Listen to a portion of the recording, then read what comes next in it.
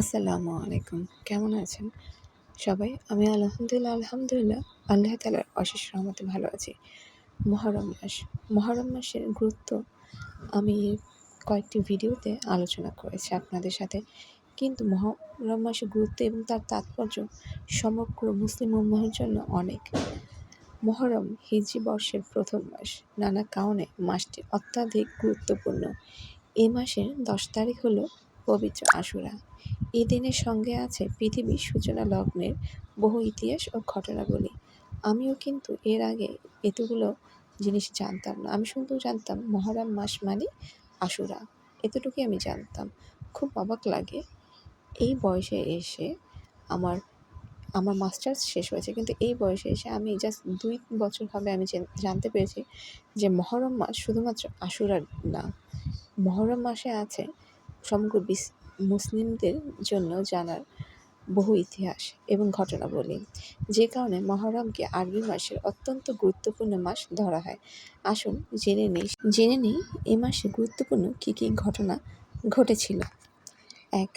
এ মাসে আশুরার দিন তথা ১০ তারিখকে হযরত আদম আলাইহিসসালামের তওবা কবুল হয়েছে। বর্ণিত আছে তিনি দীর্ঘ ৩০০ বছর কান্নার পর আশুরার দিনে তার তওবা কবুল হয়। আর কি আশ্চর্য, আমরা ১০ বার ১১ বার বা কিছুক্ষণ ইস্তেগফার পড়েই আল্লাহর কাছ থেকে আশা করি আল্লাহ আমাদের তওবা কবুল করবেন। হ্যাঁ, আল্লাহ তাআলা আমাদের তওবা কবুল করেন। একবার পড়লেও আল্লাহ তাআলা তওবা কবুল করবেন, ২ বার পড়লেও। সেটা ডিপেন্ড করে আল্লাহ তাআলার উপর।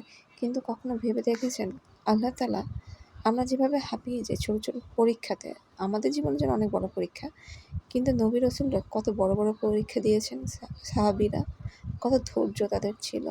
আল্লাহ তাআলা আমাদের সকলকে বেশি, বেশি এই মাসে তওবা করার তৌফিক দান করুন। আমিন সুম্মা আমিন। ২.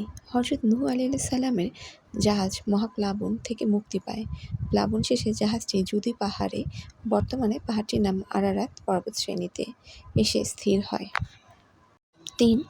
এই দিনে হযরত মূসা আলাইহিসসালাম ও বনী ইসরাঈল ফিরআউনের অত্যাচার থেকে মুক্ত হন এবং ফিরআউন ও তার অনুচরবর্গ লোহিত সাগরে নিমজ্জিত হয়। ৪. এই দিনে হযরত ইউনূস আলাইহিসসালাম মাছের পেট থেকে মুক্তি পান। ৫. এই দিনে হযরত ঈসা আলাইহিসসালাম জন্মগ্রহণ করেন এবং এই দিনই তাকে আকাশে উঠিয়ে নেওয়া হয়। ৬. আশুরার দিন পূর্ববর্তী আম্বিয়ে কিরাম আলাইহিসসালামও রোজা রাখতেন। ৭. রমজানের রোজা ফরজ হওয়ার আগে উম্মতে মুহাম্মাদের ওপর আশুরার রোজা ফরজ ছিল। রমজানের রোজা ফরজ হওয়ার পর আশুরার রোজা নফল রোজায় পরিণত হয়। ৮. আরশ, কুরসি, আসমান, জমিন, চন্দ্র, সূর্য, তারকা, বেহেশত এদিনই সৃষ্টি করা হয়েছে।